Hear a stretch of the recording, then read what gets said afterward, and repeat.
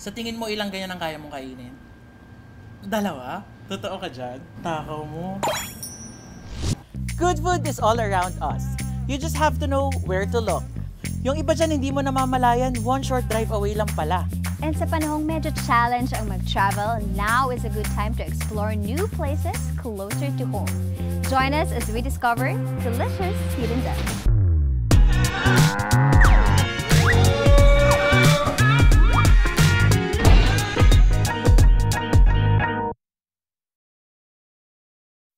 This episode is presented by Subaru. Confidence in motion. First up, a burger place. Ang basic, pwede rin maging unique.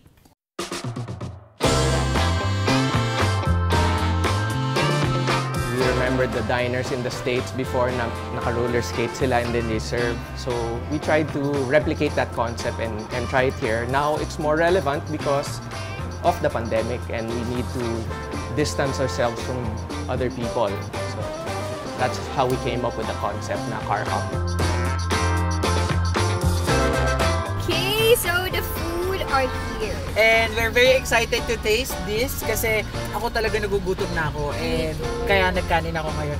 And yung itsura pa lang sobrang nakakatakam na, as in super nakakatakam. Ang dami ng serving and ang dami ng rice. Ang dami ng rice, so naka-happy ako.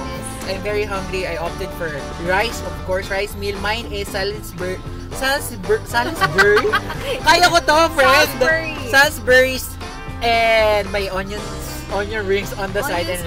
Onion strings. Okay. Yes. Mine, I have here the deluxe cheeseburger. Kitang-kita naman. Oh my God. Sobrang deluxe na Deluxe talaga. Kasi nagmama-umupo talaga diba, siya. ang ganda niya. Tingnan mo. Grabe. And meron siyang... I also have fries. So, let's dig in.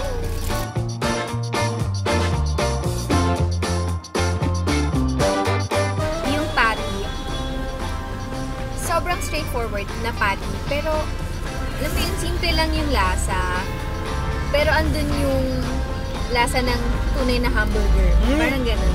Ang sarap din ito! Sarap din. Burger din siya, no? Burger patty rin. Yes, even the gravy mo, sobrang sarap. Tapos sobrang balance dun sa alat and lasa. Hindi naman siya nakakaumay. Hindi nakakaumay at all. Sarap na sarap ka dyan, ha?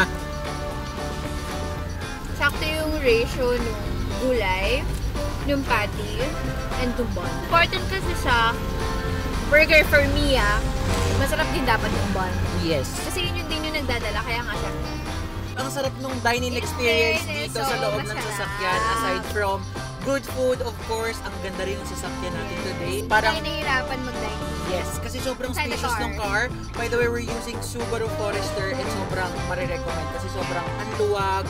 Hindi ka hassle-free as in ang luwang ng legroom. Yeah, Tapos super lawak pa ng legroom ko kasi sobrang maliit lang yun. hindi, even ako ang lawak ng legroom ko kasi sobrang comfortable ko. Perfect siya sa mga ganitong type of experiences. Alam mo, na-excite ako matry yung burger nila. So mamaya itatry ko din yung burger nila. Super excited kasi feeling ko kulang pa sa akin tong isang burger. Alam mo, kukulangin talaga tayo for sure. And later, after natin dito, try din natin mag-dine in sa loob kasi mukhang sobrang ganda ng ambience.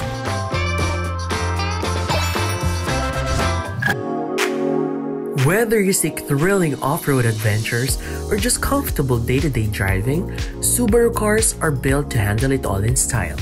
Learn more at subaru.asia.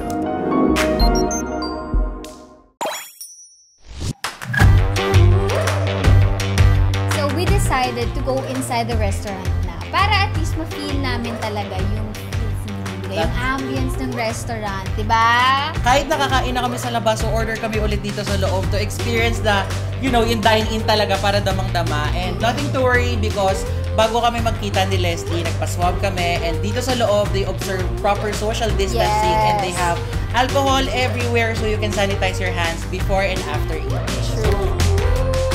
Our inspiration for Hackensack is White Manna Hamburgers. It's a hamburger shop in New Jersey, Hackensack, New Jersey. They only serve the 1930s onion steam sliders. So we wanted to make a diner that's full of just the family favorites so everyone can enjoy.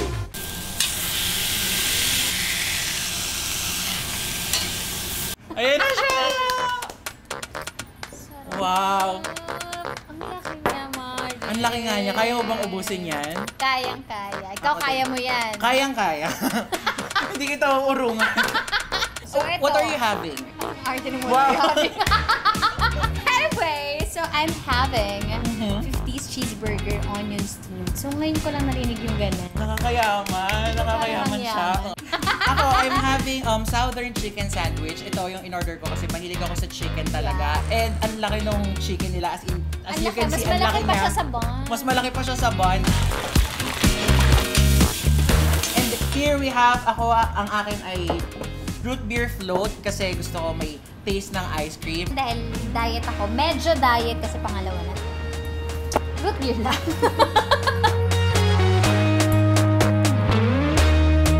Alam mo? Kita ko na sa mukha mo yung pagka-excited mo talagang agatin eh. Pero sige na, go na. Sige na. This is it. This is it. This is the moment of truth.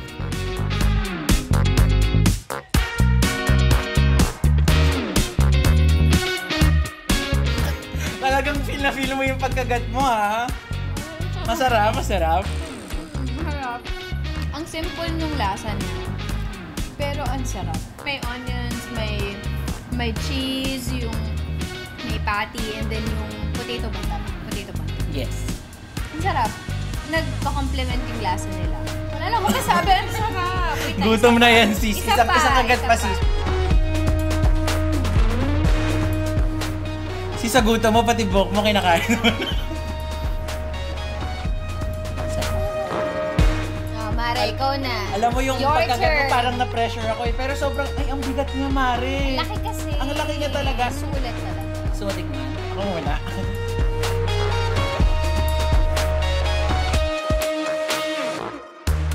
Ang crunchy siya. Crunchy. Crunchy, ang sarap. Crunchy yung ganito. Kasi ano siya eh, yung sarap ng breading niya, yung breading itself meron na siyang lasa. Lasa. And the bun, ang sarap ng bun. Ang soft. Ay, sarap po. Kala ko, ikaw na gano'ng kagat. Gutom? Nagdalawang kagat-agad ako kasi sobrang sarap talaga niya. Ay, hindi kasi tayo pwede mag-share Oo. kasi syempre pandemic pa rin. Pero Sayang. soon, tatry ko naman yung order ni Leslie and soon itry mo din yung order ko kasi ang para sarap syempre talaga. matikman natin siya.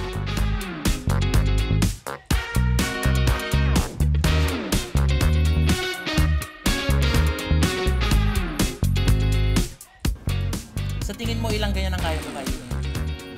Dalawa? Totoo ka dyan? Takaw mo. From a workshop turned into an award-winning book comes other life-changing stories from Summit Books. Discover these hidden gems at shop.popfictionbooks.com. Kaya pa ba ng tiyan mo? Kasi ako busog na ako pero hindi kasi Medyo busog na ako talaga. Syempre, nakailang burgers na tayo. But, syempre, hindi natin pwedeng we cannot palampasin miss to. Yes. their bestsellers, the hot dogs. Mahilig ka ba sa hotdog? Yeah.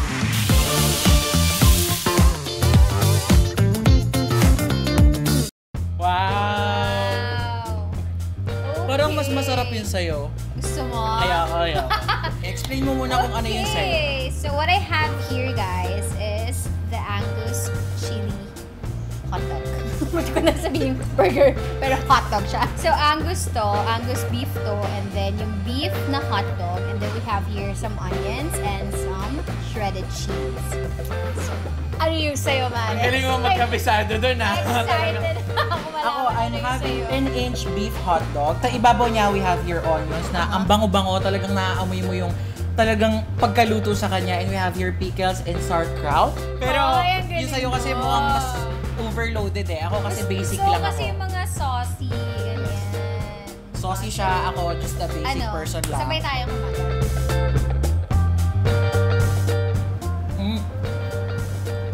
Same onion din ang krato sa ginamit ko sa'yo kanina. Ang sarap! Ang sarap din yung pinaka-hotdog niya. Moment of truth. Mali, parang kulang pa sa kagat. Parang kailangan mo pang lakihan.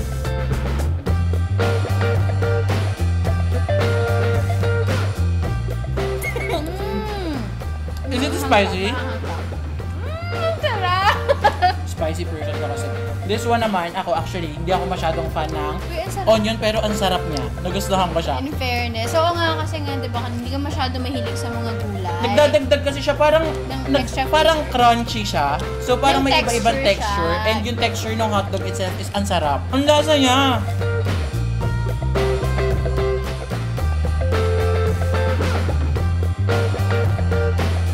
Ito, dinadagdagan ko na siya ng onion para dagdag flavor din.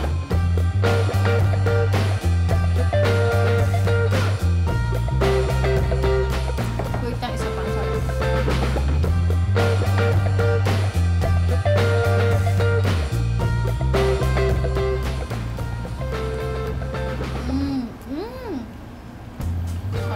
Ang pinaka-best ko talaga yung yung pagka-spicy ng Angus chili. Yung nasa ibabaw. Beef dito siya, ibabaw. Talagang na-surprise ako dito sa onion na nasa ibabaw. Ang sarap pala ng onion kapag nilagay mo siya sa hotdog sandwich. Ang juicy pa rin niya, no?